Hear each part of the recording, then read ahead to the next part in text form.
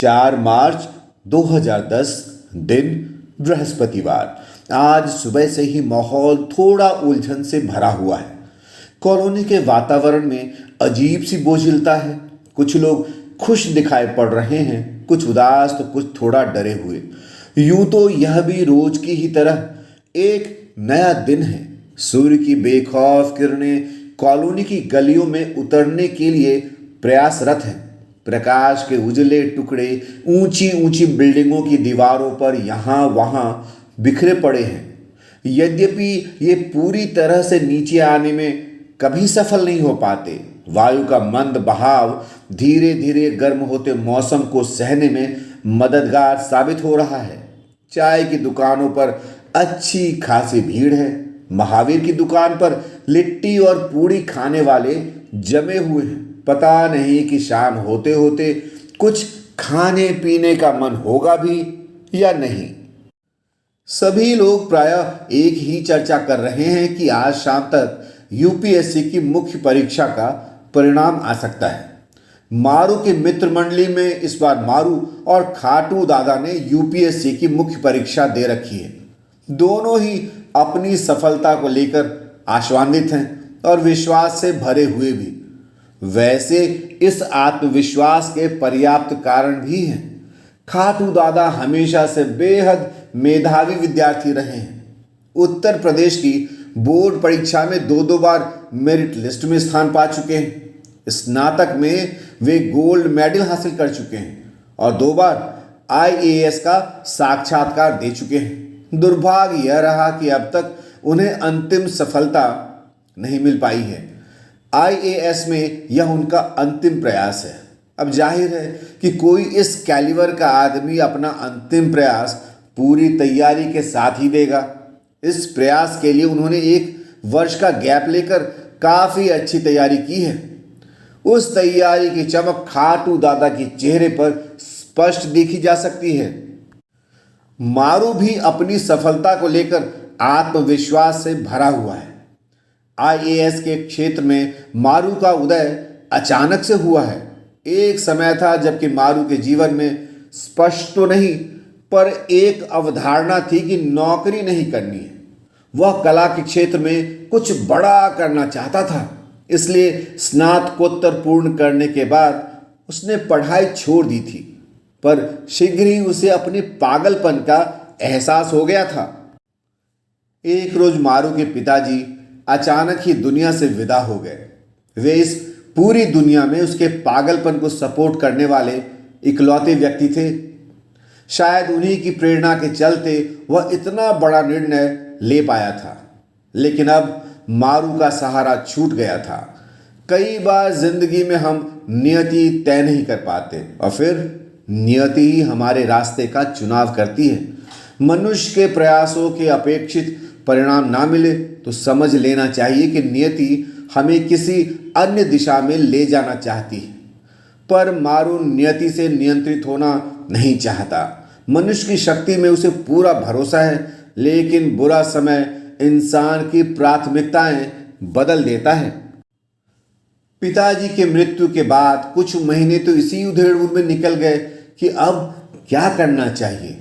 यही वह समय था जबकि आईएएस की तैयारी को लेकर मारू ने पहली बार विचार किया। कुछ पढ़ा भी। अपने कला कर्म से संबंधित कुछ विशिष्ट प्रयास मारू ने इसी वर्ष के अंतिम महीनों में किए। परिणाम हमेशा की तरह शून्य था। तो 22 फरवरी 2006 वह दिन था जबकि मारू ने मन में संकल्प ले लिया कि फिलहाल आईएएस की तैयारी करनी है।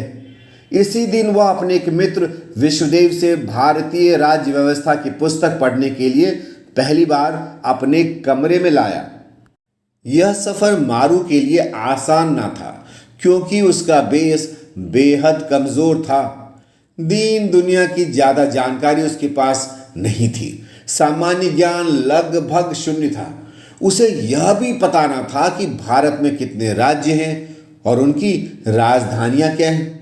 कुछ समय पहले मारू अपने मित्रों बालाजी और विश्वदेव से बातें कर रहा था। प्रश्न यह खड़ा हुआ कि हम भारत के किस हिस्से में रहते हैं। मारू को यह भी पता ना था कि दिल्ली उत्तर भारत में स्थित है। जब मित्रों ने इस बात को लेकर मारू की खिल्ली उड़ाई तो उसने एक बेहद हास्यास्पद बात कह डाली कि कॉलोनी के 80% लोग नहीं जानते होंगे कि हम भारत के किस हिस्से में रहते हैं, जबकि निश्चित रूप से वह पूरी कॉलोनी में अकेला था जिसे ना तो यह बात पता थी और न ही इस बात के पता नहीं होने का मतलब। फिलहाल वर्ष 2003 से लगभग 22 फरवरी 2006 तक मारू प्रायः किसी प्रतियोगी परीक्षा की तैयारी से नहीं जुड़ा हुआ था और ना ही उसने कोई अकादमिक कोर्स ही किया था। यद्यपि इस दौरान उसने भौतिक विज्ञान से संबंधित कुछ परीक्षाएं अवश्य दी थी। अध्ययन कार्य वह लगभग छोड़ चुका था। दिल्ली की गलियां और अपने कला कर्म से संबंधित चक्कर लगाना ही उसकी दिनचर्या थी। 22 फरवरी 2006 से उसने आईएएस की तैयारी का संकल्प लिया और अपना 100% देने का पूरा प्रयास किया। मारू के लिए अब रात और दिन एक समान थे। शायद 14 मई 2006 को आईएएस की प्री परीक्षा थी। लगभग 2.5 महीने की तैयारी में उसने पहली बार आईएएस की परीक्षा दे तो दी, लेकिन फेल हो गया। पर उसे यह बात पता चल चुकी थी कि यह परीक्षा उसकी पहुंच से बाहर नहीं है। वर्ष 2007 में उसने पहली बार आईएएस की प्री परीक्षा पास की, लेकिन काफ़ी अच्छे अंक आने के बाद भी मुख्य परीक्षा उत्तीर्ण ना हो सकी। मारू के मित्र मंडली में भी और प्रायः कॉलोनी के सभी लोग इस परीक्षा की तैयारी के लिए कोचिंग कर रहे थे, पर मारू ने ना तो कोई कोचिंग ज्वाइन की और ना ही किसी की मदद ली। सभी विषय उसके लिए नए थे, लेकिन उसने जमकर परिश्रम किया। उसके जीवन की दिशा जरूर बदल गई थी, लेकिन अभी भी उसने आत्मविश्वास का दामन ना छोड़ा था। अगले वर्ष वह आईएएस के साक्षात्कार तक पहुंच गया, लेकिन सफलता फिर भी नहीं मिली। वर्ष 2009 में मारू ने दोगुने उत्साह से परीक्षा दी थी।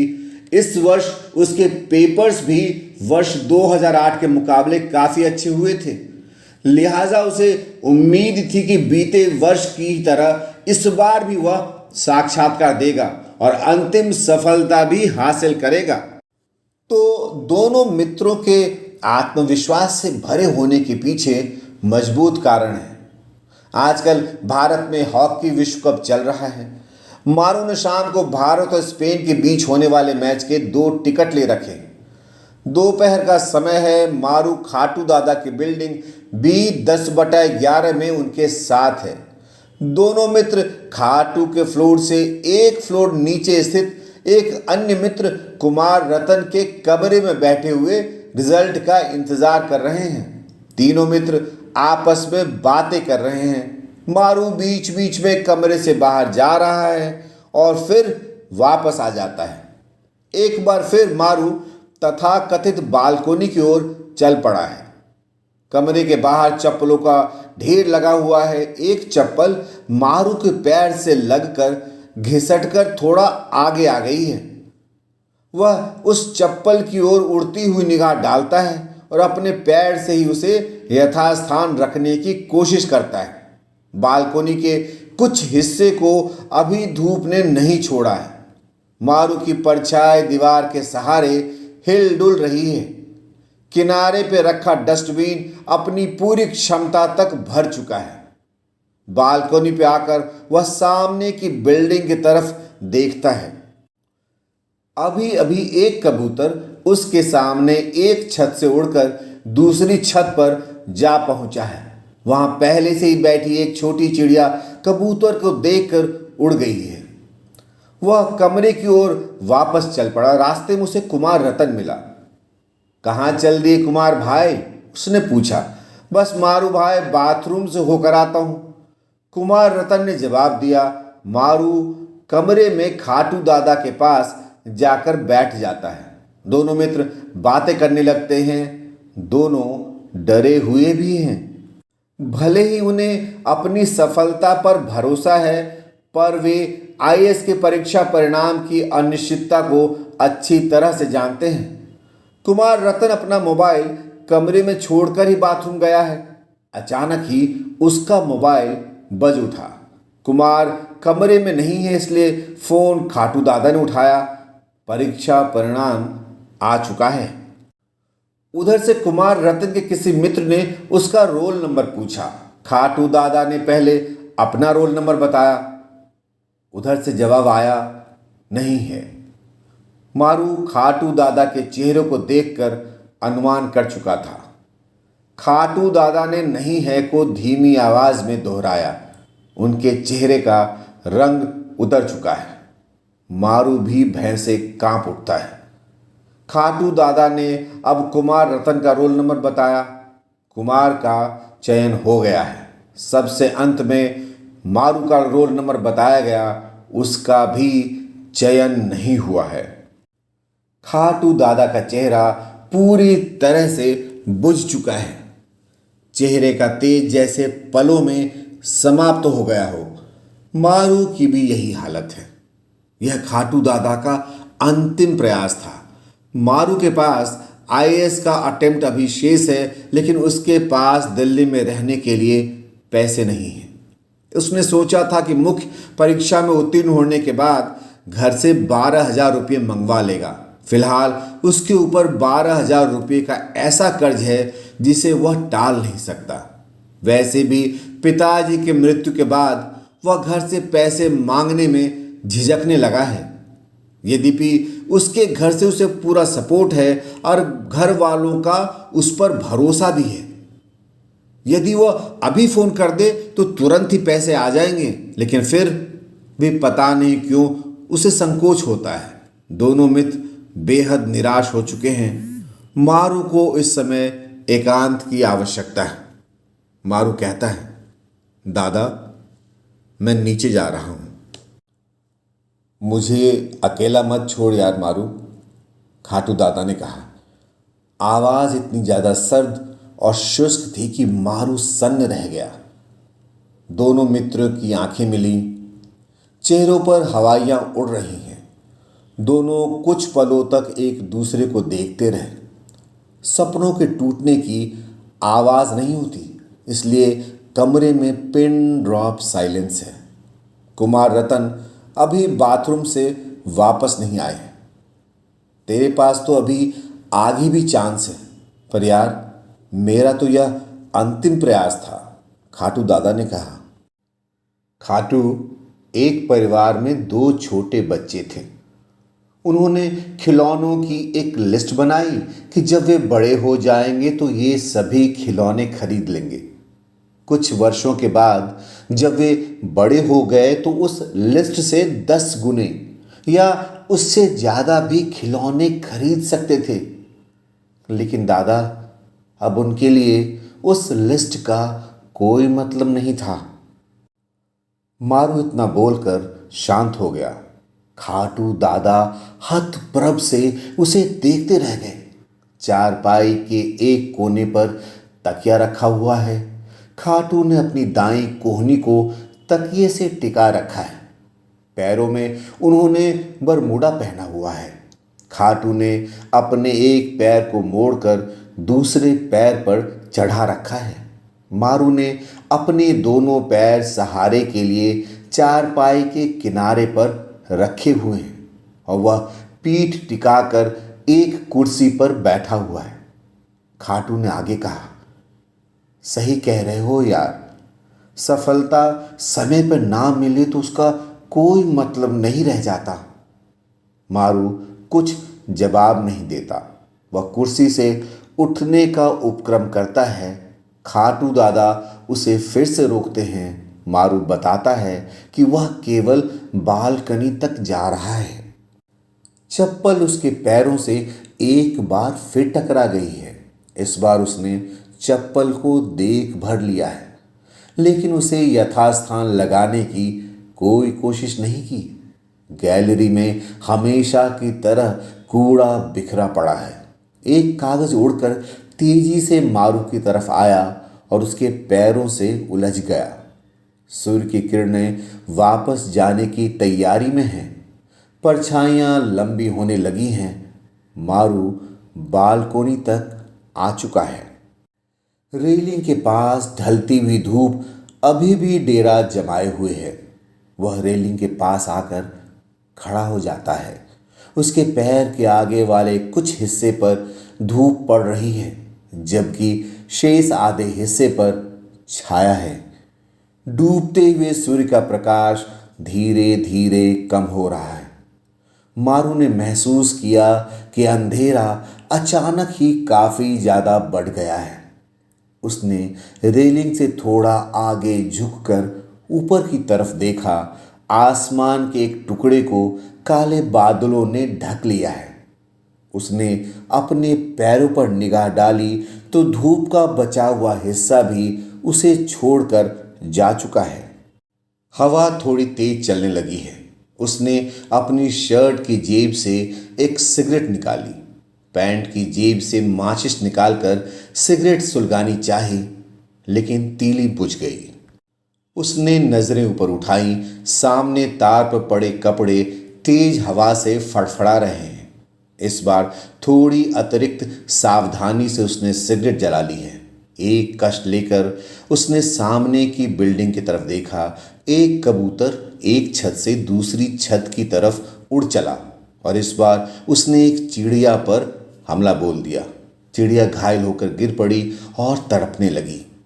मारू उसे विवशता से देखता भर रह गया।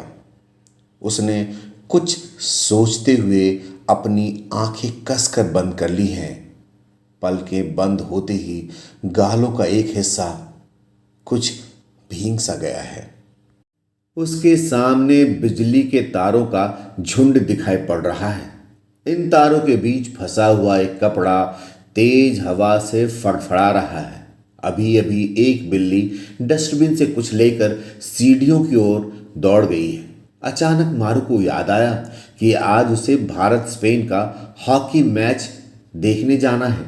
उसने सिगरेट का अंतिम कश लेकर फिल्टर को जोर से फर्श पर पटक दिया और तेज कदमों से कमरे की ओर चल पड़ा।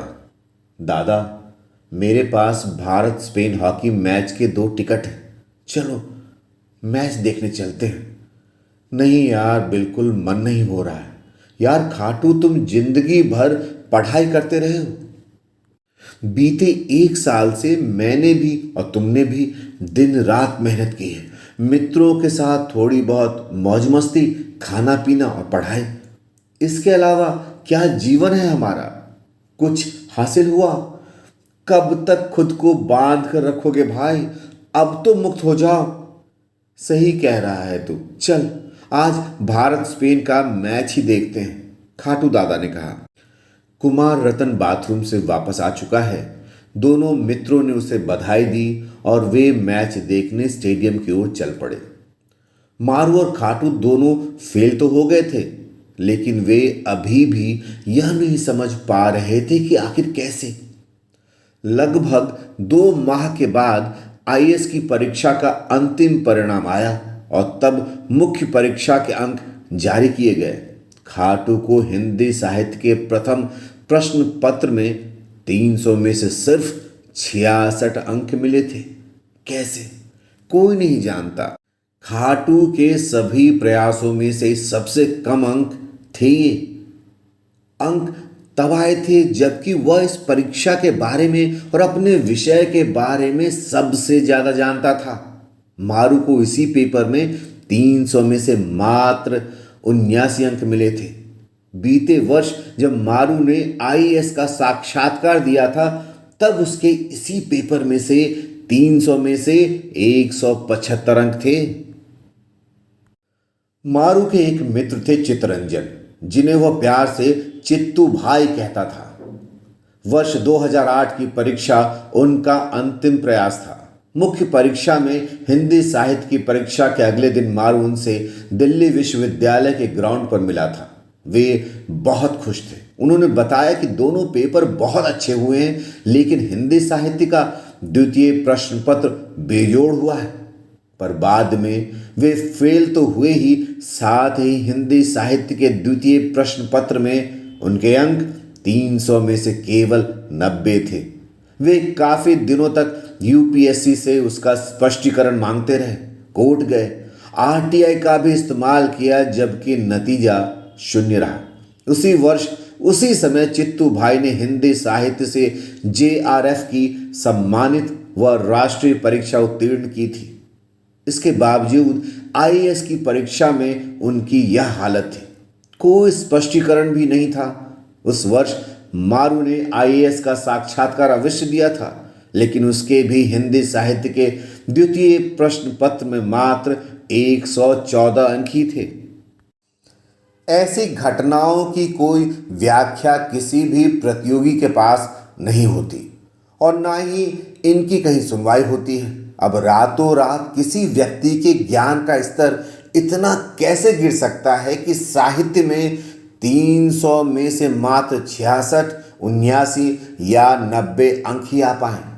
लिहाजा बस एक ही रास्ता शेष रहता है कि चुपचाप परीक्षा देते रहो और अपनी बारी का इंतजार करो।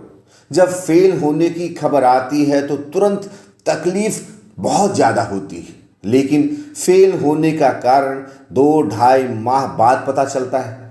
तब तक तकलीफ भी कम हो चुकी होती है। बिल्कुल क्रेडिट कार्ड वाला खेल है। जेब से तुरंत पैसे निकालकर खरीदारी करना इतना आसान नहीं होता, लेकिन क्रेडिट कार्ड खरीदारी व पेमेंट की घटनाओं को बांट देता है, इसलिए खरीदारी उतनी तकलीफ नहीं देती। पता नहीं यह कितना सच है या कितना झूठ, लेकिन यह कहा जाता है कि उत्तर पुस्तिकाओं के किसी एक लॉट के अंकों में पॉजिटिव मॉडरेशन होता है तो किसी दूसरे लॉट की उत्तर पुस्तिकाओं के अंकों में निगेटिव मॉडरेशन होता है। इसलिए क्रिश्चियन कॉलोनी में एक कहावत है कि आईएएस में सफल होने के लिए 2 चीज़ों की आवश्यकता है, लाट और ललाट। मारू और खाटू दादा के परीक्षा परिणाम की तरह उस रोज भारत स्पेन के मैच में भारत 2-5 के स्कोर से बुरी तरह से हार गया। उस रात मारू देर रात तक अकेले शराब पीता रहा।